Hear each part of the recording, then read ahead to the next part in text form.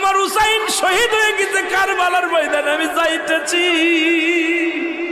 আমার হুসাইন ডাক দিছে নানাজি কইয়া, আমি রওজায় থাকতে পারি নাই রে, আমি হুসাইনের দেখার জন্য নবীজি রওজা থেকে উঠা গেছি। আলেমরা সর। ইবনে আব্বাস বলে আমি স্বপ্নের মধ্যে দেখেছিলাম আমার রাসূল ডাক দে বলে, মক্কা মদিনার মানুষেরা রে আর ঘুমাস না, আর তোরা ঘরের মধ্যে থাকিস না।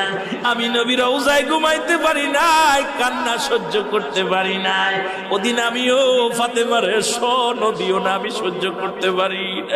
আমার হুসাইন যখন ডাক দিয়েছিল না নাজি ইয়া মুহাম্মাদ